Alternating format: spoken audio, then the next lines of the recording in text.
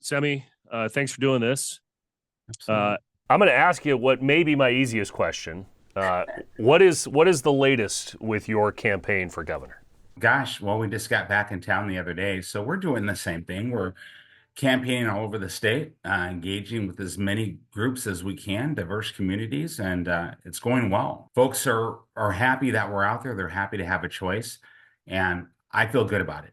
As you know, there have been some strong allegations against you. So why don't we get into it since we are short on time? Have you lied about your military service? No, Unequivocally, no. no, absolutely, unequivocally, no. It's a disgusting affront, and the worst thing you can say to or accuse a decorated combat veteran of is stolen valor.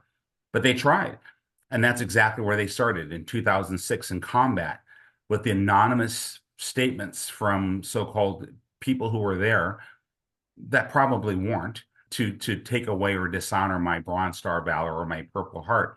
That was despicable. And then they combined them with the 2009 event and tried to say, well, one thing is relative to the other, and it wasn't. So we brought out all the documents and all the receipts and all the proof. So we're moving forward from this nonsense. And I do have that, and thank you. I see all the PDFs attached. There are a couple of things I wanted to go through because the state GOP chair did release a pretty lengthy statement last week, as you know. So Mhm. one of the questions, did you earn that special operations diver badge? Yeah, no. So as we put out, that was wrongfully added to my DD 214.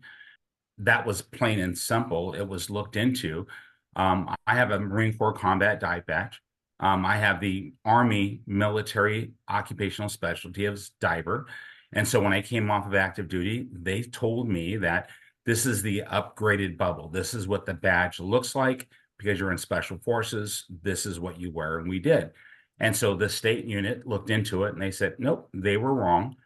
We'll fix it.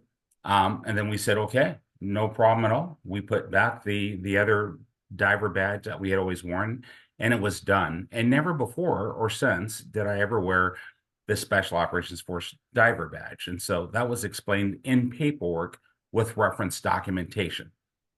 And so I'm clear, you're saying that was a clerical error? Well, it was. That's exactly what was verified and proved in the paperwork because it was on my DD 214. And I have all the awards and orders for everything else.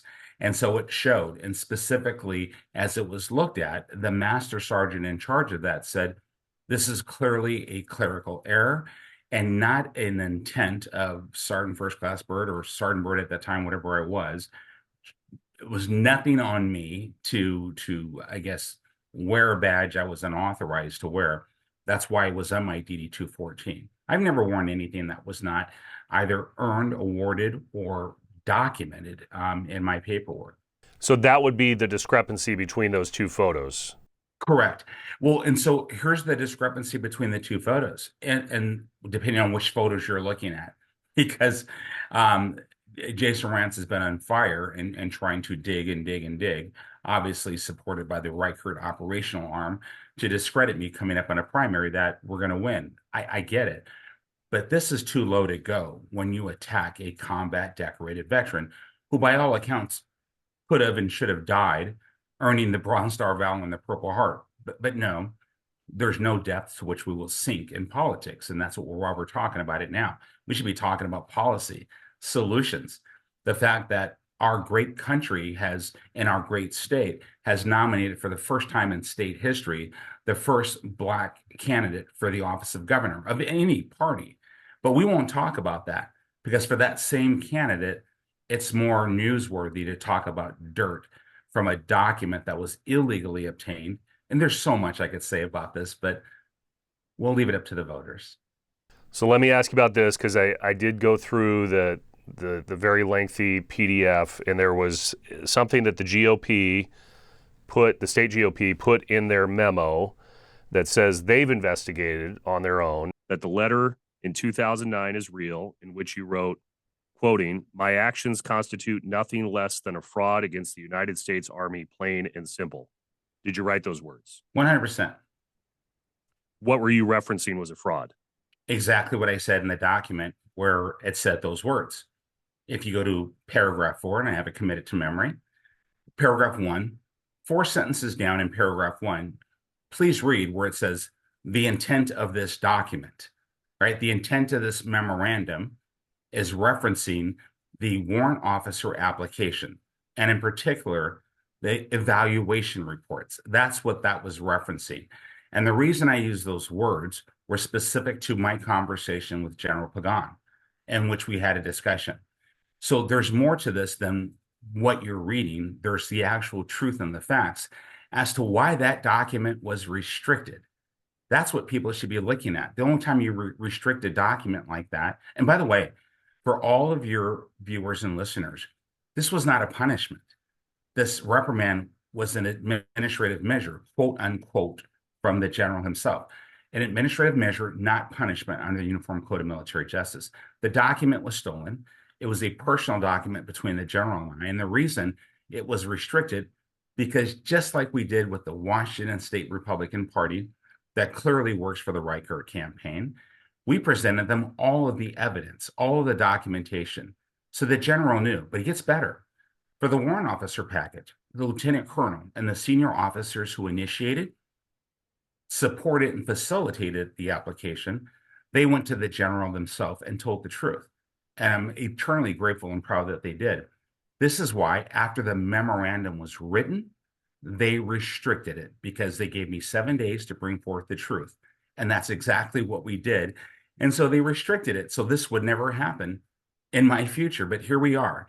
You steal a document, you violate federal law, you violate a person's privacy, and then you have the Washington State Republican Party, the same party that had a candidate committee try to disqualify me because they partnered with the Reichert campaign, and there's evidence to prove that. And then the same party who never wanted me to be their candidate, and now they're doing everything that they can, Chairman Walsh leading this, to undermine my candidacy. It's shameful, but then that's politics, isn't it? Wait. So you just said a lot there. You're saying that the GOP Chairman Walsh is trying to undermine your campaign? 100%. So understand this, and very plainly for the viewers. If that restricted document is truthfully a stolen document, the only way you can get that is to take it. You cannot FOIA that document. We know this to be true. It's been verified. That same party chairman, during an executive board meeting of the state, to which I'm a member of, and I was present for the last half because I had another emergency board meeting, they made a motion to investigate me because of a Jason Rantz hit piece. The chairman allowed it, even though in that special meeting, the topic of the special meeting was to replace candidates to the RNC convention. But he made room, did not overrule, and allowed a Pierce County leader, the same Pierce County leaders who've been trying to undermine me and blackball my campaign. He allowed that motion to start an investigation. We presented them with all the proof. And then he himself, Chairman Walsh, violated federal law and released that same document to the public. That should be concerning for anyone, because it's a violation of my privacy. And now he just did that on behalf of the Washington State Republican Party. So the Department of the Army Inspector General, who's investigating this right now, I'm looking forward to presenting that document to them. And they can ask Chairman Walsh, why would you release a restricted document that you know to be inappropriate and stolen? Why would you and your organization release that? Not to mention I was their endorsed candidate. Well, that's what I just wanted to ask you too, is the Washington State GOP has endorsed you, so now you're saying they're working to undermine you? So here's some facts. David Reichert, that day of the endorsement, and it wasn't Chairman Walsh or the state party that did this. It was the delegates, the people, the largest convention in Washington state history for either party. Those people, we the people, they nominated me with a supermajority of 72%. That wasn't the Washington State Republican Party. The Washington State Republican Party, according to the words of Dave Reichert himself, leaders of the GOP promised me that they would disqualify Semi Bird. That was his words, and that's exactly what happened. The candidate committee of the Washington State Republican Party tried to disqualify me. The delegates overruled that using Robert's Rules of Order. Chairman Walsh recently, during an executive board meeting, as I said previously, allowed a motion from one of those members, allowed a motion to investigate me. And he once again put the candidate committee, the same committee that partnered with the Riker campaign, to investigate me. And there's more, my friend. Chris, leaders of the Riker campaign were overheard directly after the King County Convention in the lounge right there at the Hyatt when someone said, "How do you compensate for Semi Bird receiving a standing ovation and Dave Reichert receiving what amounts to a golf clap?" And that leader of the Riker campaign said, "We have the candidate committee." Oh, this goes deeper. And I've got more, and I've got documented proof to show more nefarious intent by the leadership of this state party. And I'm ready to let those documents fly. But Well, we're going to let the Office of Inspector General do their job.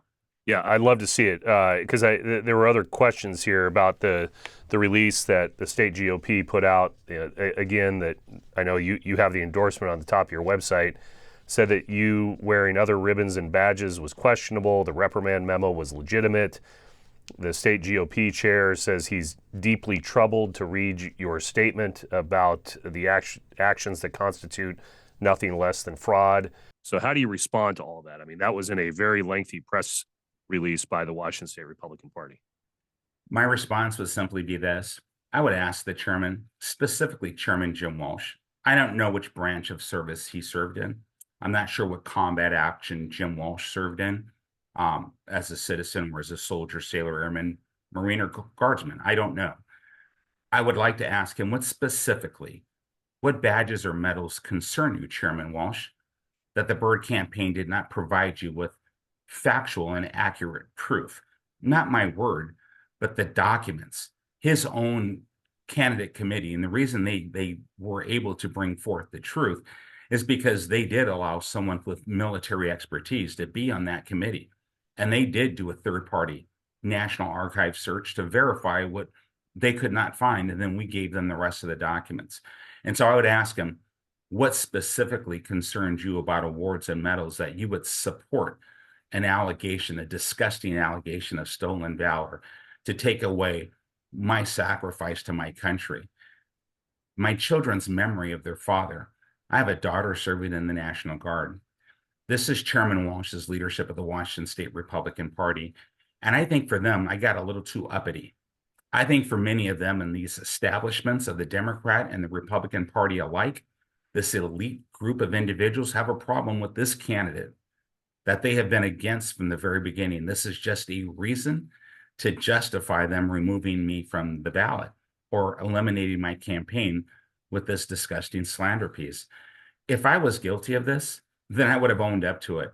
Chris, even in the packet, you'll see a letter from my command sergeant major. That is the most senior enlisted rank of any branch. He said I was exonerated. He has spoken highly of my service.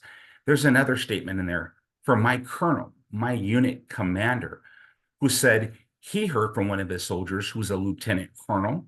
And that soldier said to him, this whole thing down there, because he was there with me, he was my immediate supervisor during the time of the issue of this reprimand. He said the whole thing was blown out of proportion and that Sergeant First Class Bird served exemplary. And it was proven because the command down there, as soon as the Haiti earthquake happened, within a matter of a few weeks, I was the one they selected to represent Special Operations Command South as the liaison to General Keene and Operation Unified Response. This is very unfortunate, but it gaslights and highlights the corruption within the party structure, not only of the Democrat side, but the Republican side. Both. We're seeing it happen this election cycle.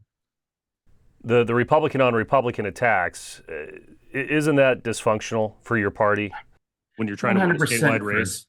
100%, my friend. We should have been unifying, and we have two candidates running, and that is just okay. We are better off in this election than we ever have been with elections with multiple candidates running at the top of the pack. Now there's only really two, and I say this with respect to the other candidates that maybe have not raised as much or have not been out there as much. They have every right to run, and I value and respect them as well. But it's Dave Reichert and myself who rose to the very top. Ronald Reagan said, Republicans, should not speak ill of other Republicans. It was his 11th commandment. They have torn that up, burned it in the streets, and they are doing harm not only to the party, but to the Republican Party base. I'm a Reconstruction Republican. I'm a Republican of women's rights, civil rights, equality, not going back to separate but equal, and not giving control of our state or our nation to a group of elitists who look down their noses at people like me. That's disgusting. And I will not abide by it, especially when you try to steal my life from me, which is my military service. I gave the documents, I gave the proof, and I will challenge anyone in this state at anyway and anywhere to show otherwise. And when the Office of Inspector General of the Department of Army finishes their investigation, which is going on right now, a lot will be revealed and someone will be going to jail. Let's close with this. There's been pressure put on the Washington State Republican Party to rescind an endorsement that was given to you at the convention. You obviously have that endorsement at the top of your website. How important is that endorsement to you? It's the people. It's the delegates. They're the ones, Chris, who are most important to me, not the Washington State Republican Party. Like I said, they were not with me before the convention. They were not with me during the convention, and they haven't been with me after the convention. It's those delegates because they represent the people from across the state, all those counties. Those folks paid good money to get there. There was no $1 million buy-in. This was a very clean, wonderful mechanism for the people's voice to be heard. And it was heard very loud and very passionately. 72% supermajority said Semi Bird is our candidate. Those same beautiful people are standing behind me, beside me, and leading. And I will follow towards victory in the primary and the general. We are not going to allow them to steal this from us. They tried. And no matter what the GOP does or does not do, they will too be held accountable for their actions. From the Office of Inspector General for violating my right to privacy. It's a criminal violation and they need to be held accountable. Certainly, if not legally, civilly, they will be. I can guarantee you that. Okay, one more, just so I have the clarity. So is the allegation that the document that you're alleged to have written, my actions constitute nothing less than a fraud against the United States Army, plain and simple, was a stolen document that should not have been released for public consumption? Is that your allegation here? That is my allegation, and that has been proven. I have an email that just came in this morning from the Department of the Army Human Resources Department, who has said there was no FOIA request taken out during my name. The JAG on Tuesday following Memorial Day, the JAG, when those offices opened up, the Judge Advocate General's office, there was no FOIA request taken out under my name. And clear, this reprimand cannot be released under a FOIA request. It's unreleasable under a FOIA request. Therefore, the only way to get it would be to be breaking the law, which is the Privacy Act of 1974, the Military Records Protection Act that falls under that Privacy Act. And now the Washington State Republican Party has released that same document en masse across the state under their banner. And so let them be held accountable for that nefarious action. So again, for clarity, you did write those words, but you believe that they should not have been released for general consumption. For clarity, I wrote those words, and in the words that I wrote on that memo, I stated very clearly the intent of this memorandum was reference to the warrant officer application, had nothing to do with medals or badges, and certainly nothing relative to do with stolen valor. In fact, in the general's words on his very strong reprimand, he speaks to my honorable service in Iraq specifically. So it doesn't make any sense to steal valor. And so for anyone who's ever served in uniform, they know what administrative mess ups happen from one DD 214 to another, to any other documents. I'm not using that as an excuse. I know what I've earned and what I didn't earn. That Bronze Star Valor and that Purple Heart that's over my shoulder, that was through service in combat, in the field of battle with direct action and engagement with an enemy that was trying to kill me and try to kill those who I was with. I took action in a major from a higher chain of command, not even from my unit. I didn't even know the major. He put me in for the Bronze Star Valor. The Purple Heart comes automatic when you go to a facility to have your wounds treated from being wounded in action, in combat. You cannot make that up and you cannot steal that. So look at the documents that I can give you directly. It shows all the signatures, handwritten statements from senior officers all the way up to the Major General, commanding officer of Special Operations Command Central, who was responsible and in charge of all theater of operations. He was the final signatory on that, next to the Secretary of the Department of Army. I didn't forge that. I didn't make it up, and I didn't create a combat battle in my brain so that I would get these medals of valor. Stolen valor, these individuals, along with the WSGOP, is trying to steal my honor and the valor that I earned in service to my nation that I could have died for. I will not apologize to that.